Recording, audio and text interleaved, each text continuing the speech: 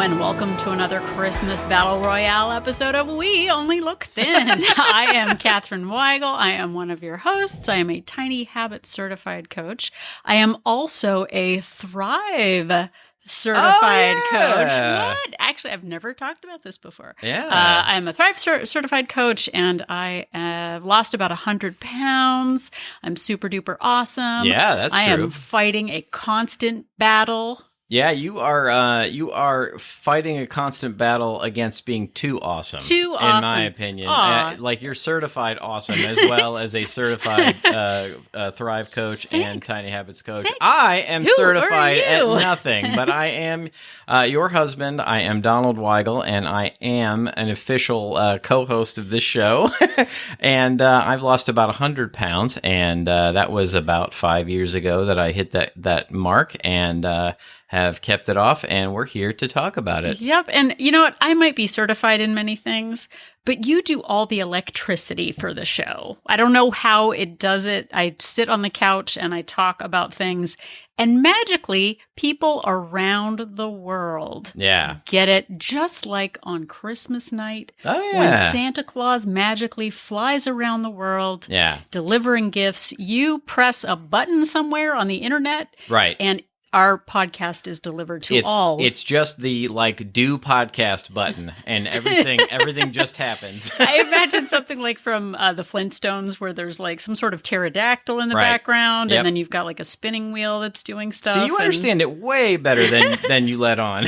Oh, speaking of which, our record player was spinning this morning. Was it? Yeah, it was just magic. Like, you went out and it was spinning, and I turned it off, so hopefully it's fine. Wow. But there wasn't a bird on the turntable making the sound go. No, unlike I know. I always the Flintstones. I always thought, they were supposed to be prehistoric and have all this primitive technology, but to me, it always was cooler than what we had. Like a saber-toothed tiger garbage disposal. Oh, like, heck who yeah! Doesn't want that? If only we've gone backward, haven't we, everyone? Yeah. If it's not 1000 BC, is that the one? AD? Sure. Yeah, no, BC. BC. Okay, yeah. BC. Okay. Speaking of battles, I don't know. The battle of the garbage disposal. Yes. You mentioned battle royales for Christmas holidays. Now, I know we've just talked about the Flintstones, but when you think about Christmas, what two names come to mind? Two names. Wow. You don't have to. You can just say you don't know if you don't want to cause any ruckus. I mean, Santa Claus and Andy Williams. Okay, those are safe. Yeah. What if I told you? This is a surprise to Donald. Yeah. What if I told you that the real two names of Christmas are Clement Clark Moore and Henry Livingston Jr.? What would you say about that? I would say that I need to know more. I mean, of course, I know who both of those are, but why don't you? No, I don't. I was like over here, like I was trying to get it so that Donald wouldn't think he couldn't cheat on my test. And I was like putting all my notes away so he couldn't see them, keeping them very secret. No, they sound familiar. Are they the writers of the Arnold Schwarzenegger movie Jingle All the Way? Jingle All the Way. No, Jingle All the Way to my new movie. Yeah. Sorry, that's not my joke. Very good. Was that Fran's joke? I don't remember. Okay, anyway, end of days. Okay, so they are actually in a battle. They've both passed on. Oh, yeah. But I imagine they're in a battle in the afterlife. The battle in the afterlife over who actually wrote "'Twas the Night Before Christmas." Oh, really? Yeah. Both of those names sound familiar, but I couldn't place either one. So it is said that Clement Clark Moore wrote. He's said to have written. I don't know why. Maybe he didn't write his name on his paper. Yeah. Which I know I got dinged for that in school. Oh, my goodness. Yeah. Tell you how much that happened. Yeah. But it also turns out that Henry Livingston Jr. might have also written it. So really? No one actually knows. There have been universities that have had fake court battles over I've seen that. I actually saw one. Okay, this is like really getting off topic. I saw one. There was a theory that Shakespeare didn't write all of his plays. I saw a fake court battle in which they attributed some to most of Shakespeare's plays to somebody else, and there was an argument about it. Yeah, I think they made me watch that in English class in high school one time. Interesting. So there is a lesser known first verse of "'Twas the Night Before Christmas." Really? I don't know which one of them wrote it, but it definitely ended up on the cutting room floor because there was a cutting room. Wow. Yeah. There is a cutting room when you're writing poems. Yeah, they only had time to write the first 2 lines because they were running out of time and had to record 2 podcasts. So they only came up, whoever they were, whoever wrote this lost first verse. Yeah. Okay. Okay. I can't wait to hear it. 'Twas the night before weigh-in, and all through the house, not a calorie was burning because you were soused. That's the only thing I could come up with. I love it. One of them came up with Clement or my good friend Hank. Yeah. One of those. they came up Henry. Yeah. No, you know him well enough to call him Hank. Yeah. Do you? My good friend Hank. Move over, Chopin. So Hank also got it done? Yeah, he also got it done. Or he might have gotten it done. Maybe. We're not actually sure. We think he could have. So you are not on the witness stand right now, but if you recall that beloved book, poem, whatever it is, song. Yeah. What settled down for a long winter's nap? A ma in her kerchief and I in my cap, I believe. There were, and children nestled snug in their bed, and there were some mice that were like, I'm out. Right. There's no cheese. I'm just going to lay low. Nothing was stirring. So lots of things were sleeping for long winter's naps. Yeah, and another thing that they forgot to mention. Yeah. Is canaries. Oh. There were canaries in that original. Don't Google it, but they were there. Yeah. The traditional Christmas canaries in a coal mine. Yeah, but if you know us, you know what canaries are, don't you, Donald? Yeah, canaries in a coal mine. They used to actually send canaries down into coal mines to make sure it was safe for people to go into the coal mines. Like if the canary came back and was fine, then they knew it was probably was safe. Hey, canary, how are you? Yeah. I'm good. I am good. You are good to go. Tweet, there. y'all. And we have talked about your canaries in a coal mine for your weight loss and fitness habits regimen, etc. Oh, I just remembered. What else ends up? Who gets coal at Christmas, or what is in stockings at Christmas? Coal. Coal. I don't know. That's why. Who not gets all this. Coal? Naughty children and adults get coal. Yes, they do. And canaries got that coal from the coal mine. So it's all coming together. My gosh. It's like a beautiful mind. It's all working. Hey, out. Look, I promise everyone who is listening that there is a point to all of this. Yeah. So we as humans. Oh yeah, we're human. Yeah, we are human, or so the scientists tell us. Right, I'm a normal human podcaster. Yeah, we settle down for a long winter's nap. Now that particular poem, book, story, song was about Christmas Eve, everybody. Yeah. It was about Christmas Eve. If you're listening to this when it comes out, Christmas is in 2 weeks. Yeah. This is not the time to settle down for a long winter's nap. No, this is the time to wake up. And smell the canaries. For a short winter's stay awake. The opposite of a long winter's nap. Exactly. A short summer stay awake. Yeah, exactly. That's what they call it in, I don't know, Brazil. Ibiza. Oh, I like it. I don't know. I like it. I don't know why that came to me. Anyway, but what I'm trying to say is Christmas is in 2 weeks. Yeah. And instead of settling down for a long winter's nap of habits, because you're too busy, there's too much to do.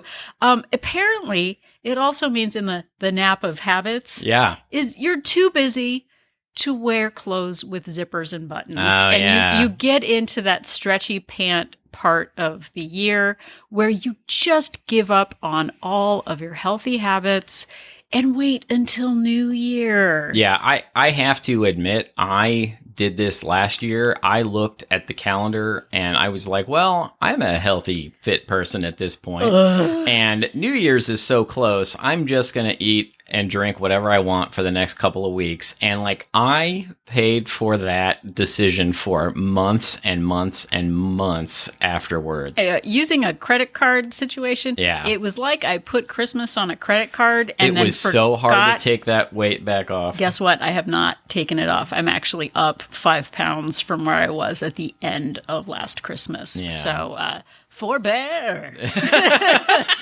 I don't know. Yes, forbear. But, you know, I think that we as humans, regular humans, what's wrong with us? have this tendency to look at the calendar and say, like, New Year's is so close. I haven't hit my health and fitness goals. I'm just going to wait till next year because in January, then I'll really get it together. Well, and then there's the other people like us, which is sort of what we did last year of we are healthy, fit people. Right. And you know what? We're just living normal lives like normal humans, we imagine, are, who just eat whatever they want over the holidays. They don't have to worry about it. They eat what they want. And so we pretend to be normal people who what we imagine a normal person we is. Pretend we can eat whatever we want without consequences. What exactly do you do with your time when you're not thinking about your body or food choices? I don't know. I still don't know. I don't know what those people do. They must have like more hobbies than I do. Oh, way more. Yeah, higher degree. They're getting it done because they have so much more free time. I know. I never understand it when a really thin, good-looking person is dressed schlubbily. Because I'm like, if I look like that, I'd never. And here I am sitting here wearing pajamas. Yeah, exactly. Yeah, it's not good. But I think we think that rules don't apply at the holidays. And when we do that, we find out in January, time and time again, that the rules do apply. Yeah, just remind yourself, how has it worked out in the past on all of those other years when you've looked at a calendar and said, you know what, I'm going to get it together in January. Like, have you gotten it together in January? No. Or is it just an aspiration to get it together in January? Exactly. And really ask yourself, the decisions that you're making now, the future you is going to have to deal with the consequences of them. And I, for one, do not especially, well, I shouldn't say especially this year, but after, hopefully learning my lesson, do not want to go into next year having dug myself in deeper, i.e. having put on some pounds that I then have to work extra hard to get off. Yeah, I am frankly still up like 15 pounds from last year, and I'm not, and that's like pre-Christmas, whatever, and I am working. I'm a work in progress. Yes. But this is kind of a make or break Christmas for me. We're almost at the 5-year anniversary of We Only Look Thin. I know. And I don't want to change it to, well, they held on to being thin for a little while. Yeah, they made it for a bit. They were there for a bit. Yeah, no. Welcome to They Were There for a Bit. They were there for a bit. The has-been show. Yeah. But Donald, why don't we go ahead and give them some ideas of what they can do this holiday season? Well, the first thing is to keep in mind that the FOMO, i.e. fear of missing out, is all in your head. And I do this too, we create these scenarios in our head where this is the only chance I will ever have to eat this particular food. Yeah. This is the holidays. It is not the holidays if I don't eat particular food XYZ.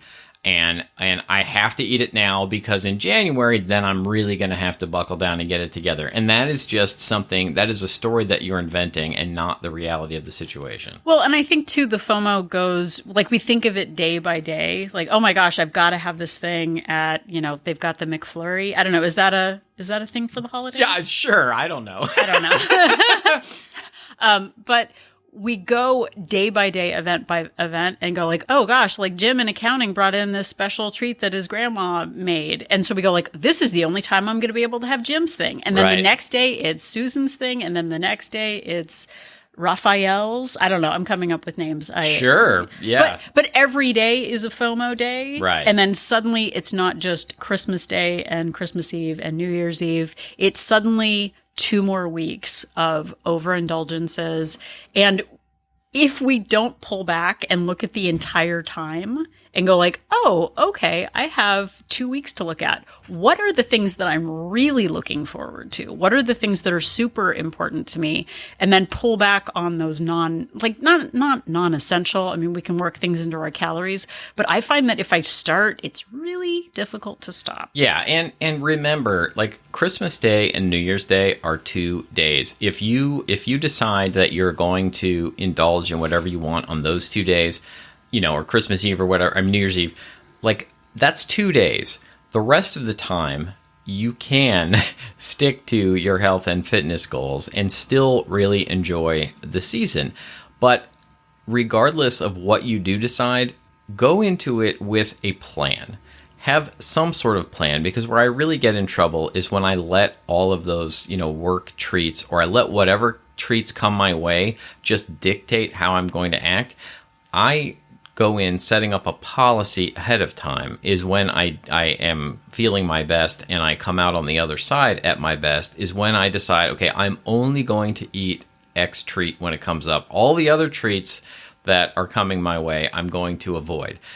Or I'm only going to indulge at this one meal and this other one meal, and that is it. And go through the rest of the season sticking to my normal plan. Well, and I know at one point you did, if it's pumpkin pie, I'll eat it. Right. But everything else, I'll just abstain from. Yeah, I wasn't, I was, in case it sends people reeling into madness, I was going to avoid talking specific foods. But yes, pumpkin pie is generally my thing. Pumpkin pie or pumpkin cheesecake. Like if that shows up, then I will go ahead and have it. But everything else, I don't need all of the other, treats that are less special to me during the season. Yeah, we were actually watching a video yesterday of a place that we like to go at the holiday season, and they were doing, a couple did a video on all of the different seasonal food treats there. And it was actually almost like looking at a menu in real time, going like, well, if I had to prioritize that or that, right, I would prioritize, it was almost like what do they call it in basketball? The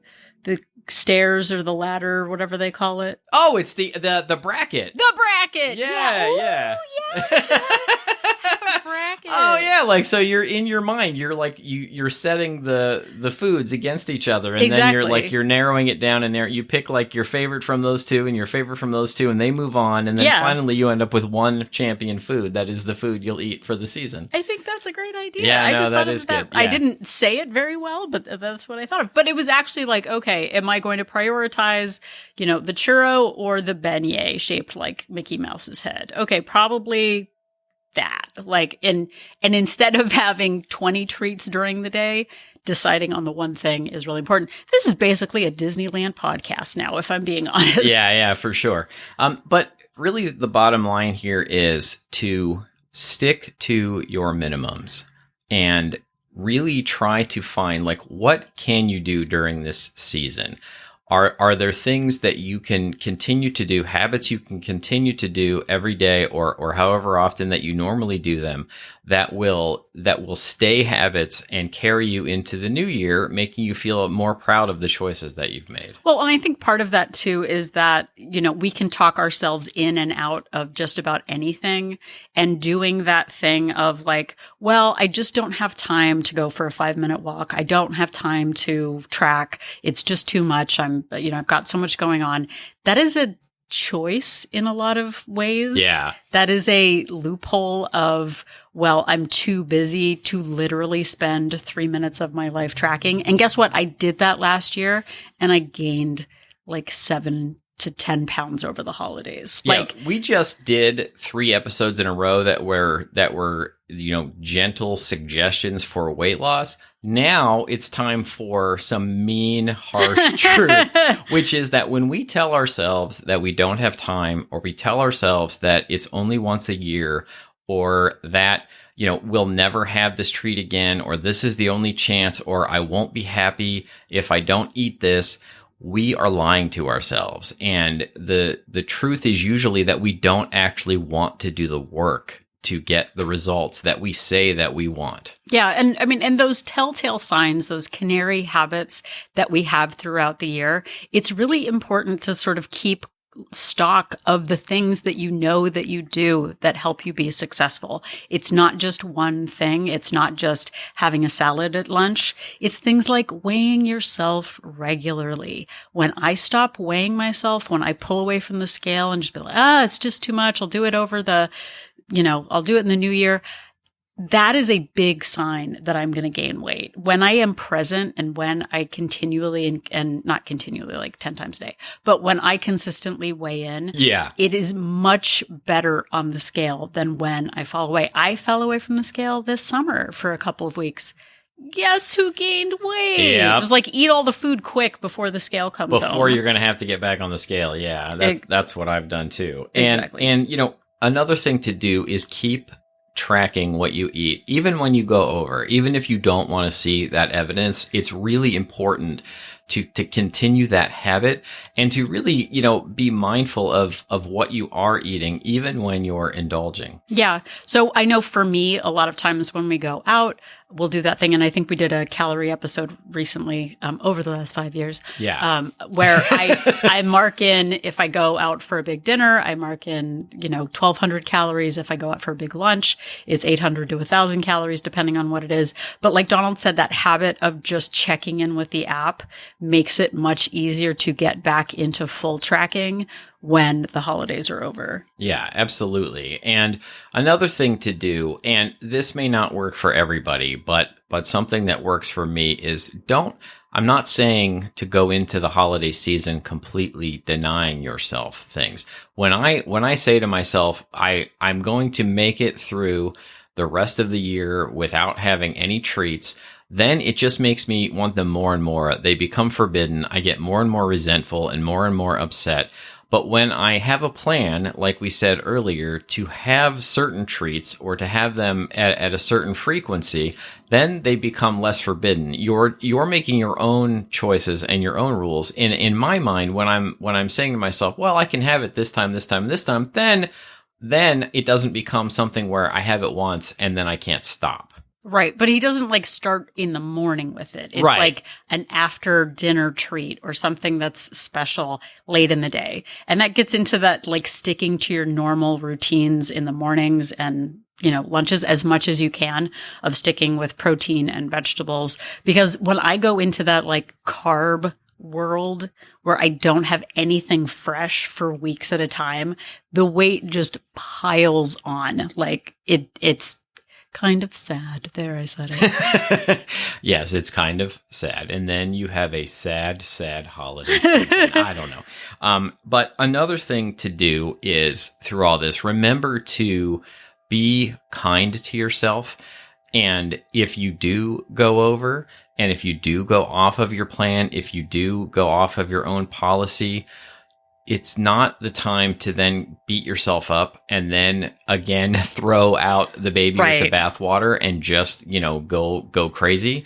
Remember, you can get right back on it the next day or the next hour or the next minute. Like if you've done something that you feel bad about in terms of food, you can just start over, and it really will make you feel better knowing that you can start from that point on and continue going rather than just giving up entirely. Right. Because when you decide that it's just proof that you'll never get this right, you will make that dream come true. And for us, it's that getting right back on track as soon as possible that really does matter in the long term, because the holidays are a short time, but you can lose so much momentum if you just stop. Like today, if you're listening to it on the 12th, you can lose so much momentum in 2 weeks if you just stop all of your habits. And I have gotten through in the last 5 years, I've gone through holiday seasons where I have been spot on. I've stuck to my calories. I've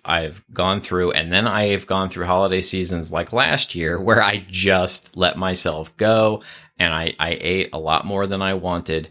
And what I'm getting at here is that you don't need to aim for perfection, that you can do the best that you can and just, minimize the damage, maintain your weight, gain less than you would have otherwise if you let go. But the important thing is to not let go entirely of that foundation that you're trying to build for yourself, to continue on, throughout the rest of the year and for many years to come. Exactly. And speaking of keeping up that momentum, make sure to keep moving every day, even if it's not your ideal amount of exercise, even if you're not going to the gym. I know for me, as we're recording this, it is not now, it's then.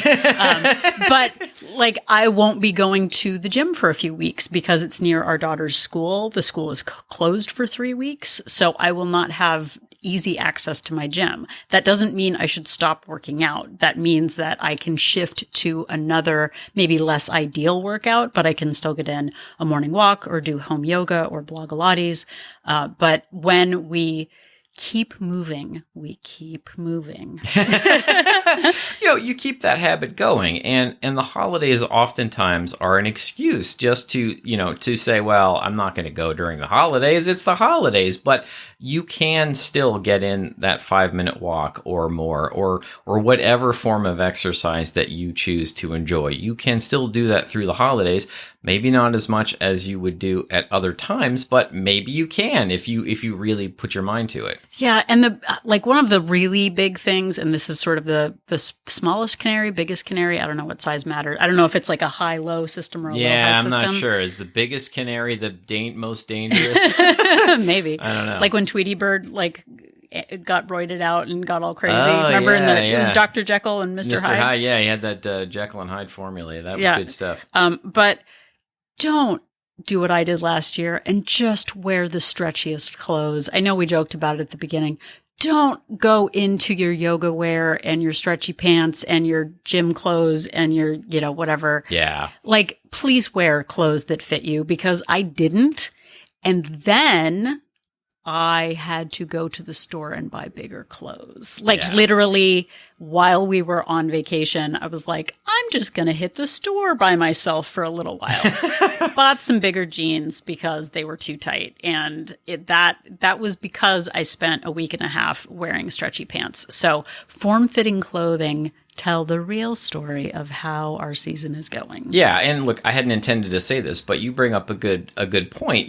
I have said to myself before, it's only a couple of weeks. Like, how much damage can I do? And it turns out I can do a lot. Turns out all the damage is what I can do. And I am capable in that short amount of time of consuming so many calories and sitting so much that I really regret having almost done like it someone's in January. being dared. There's no way you could do that, really. I know. I've always been grateful that eating contests were not about volume and they're more about speed, because I couldn't eat a lot of food fast, but if it was just like eating a lot of food over, a length of time, I could do that. I would be a champion. I would imagine that you could, but we're going in a different direction with that. No, now I'm trying to be a champion of my choices instead. Of the champion of hot dogs. Yes, exactly. So again, we are in the home stretch of the year, but that does not mean stretching back into stretchy clothing and forgetting all of those habits that support you and make you feel your best. If we just decide that, the year is over and your habits are going on vacation, what it's saying is that your true nature is that old version of yourself. Right. The one that just is, happy to just gain as much weight. And the older we are getting, the harder it is to lose weight quickly. Absolutely. My recovery time is much slower. So keeping those base habits really does matter over this season. And we have the opportunity to enjoy the holidays, but not have them consume us as we consume all the things. Ooh, nice. There we go. I was going to try to make some into all a good night, but I don't know, with like a flashball, like a flash of glitter or something. Absolutely, with mice finally stirring from their naps and lots of glitter bombs and everything. But thank you so much for listening to this. If you're listening to this when it comes out, then clap. Then you are keeping yourself in the game, and we applaud you like Catherine just did, and we are grateful for you listening. You can listen to all of our episodes wherever you found this one.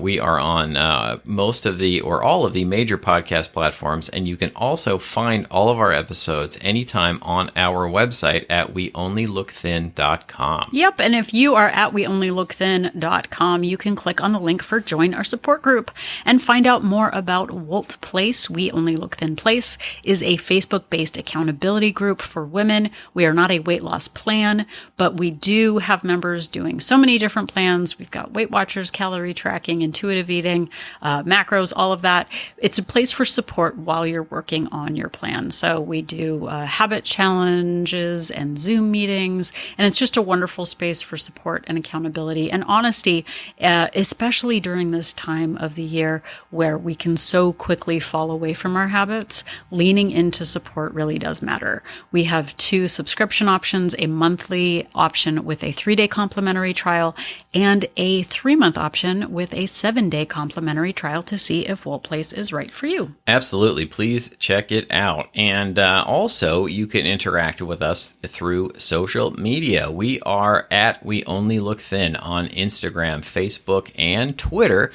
And you can send us an email to weonlylookthin@gmail.com.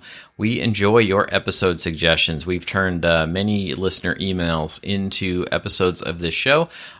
We have answered questions as episodes. We've answered questions as email replies as well. You can send them there. And if you just want to say hello and send us a compliment, we would like to hear from you in that way as well. Yep. And if you would really like to leave us a compliment, especially at this holiday season, if you could head over to Apple Podcast and leave us a rating and a review. It means so much to us, not only to know that what we're doing year after year is making a difference in your life, but it also helps boost our ratings on Apple when other people are looking for inspirational podcasts like ours. Absolutely. And another way you can help us out is to just tell somebody about the show. If you know someone you think would enjoy our show, get something out of it, please mention it to them. Or if you're in an online group and there are people there that might get something out of the show and you can give us a shout out, it really helps. Word of mouth is one of the best ways to grow the show. Well, and not only that, but it actually helps them. Like, yes, we are there for it,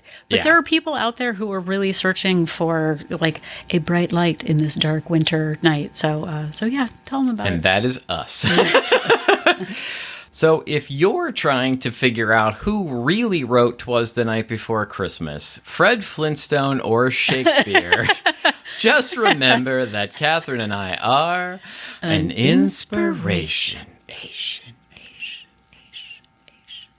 Yabba dabba doo.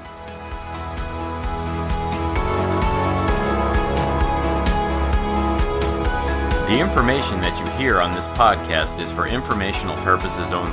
The hosts are not medical professionals.